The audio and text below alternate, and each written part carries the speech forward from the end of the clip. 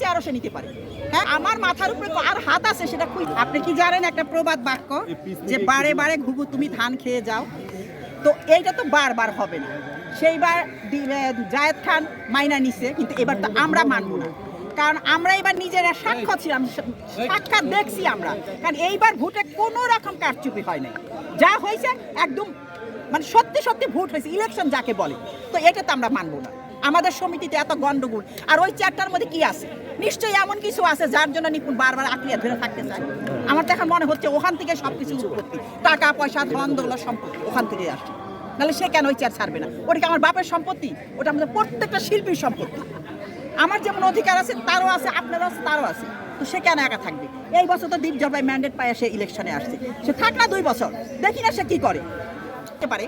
কারণ সে যখন এইবার এত সুন্দর ইলেকশন হওয়ার পরও যখন এই চেয়ারের জন্য আবার সে রিট করছে, তাহলে সে ওইটাও করতে পারে। প্রধানমন্ত্রী চেয়ারও সে নিতে পারে। হ্যাঁ, পারে সে, কারণ তার যখন এত সে তো নিজেই বললো যে আমার মাথার উপরে আর হাত আছে সেটা খুঁজা বাই করার জন্য। তো নিশ্চয়ই হাত আছে, তার ভিতরে এটা গাইছে, তার ভিতরে এটা আসছে, তাহলে সেই হাত দিয়ে সে করে নেবে।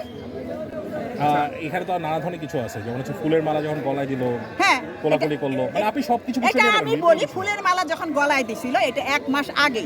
আমাদের ইলেকশনটা হয়েছে এপ্রিলের 19 তারিখে। তাহলে এপ্রিলের 19 তারিখ হওয়া মানে আজকে 1 মাসেরও বেশি। তো আর রিটটা করছে সে আজ থেকে 1 সপ্তাহ আগে। তো এই 1 মাসে তার মনে হইল না, 1 মাস পরে গিয়ে যে তার মনে হইল যে আমার ইলেকশন ভুল হয়েছে, তারা ভোট গণনায় ভুল করছে, ঠিক মতো হয় নাই। 1 মাস পরে কেন হইলো? নিশ্চয়ই তাকে কেউ উস্কানি দিছে, সে নিজের বুদ্ধিতে এটা করে নাই। আমার ভিতরে তো আসবে না এই বুদ্ধি।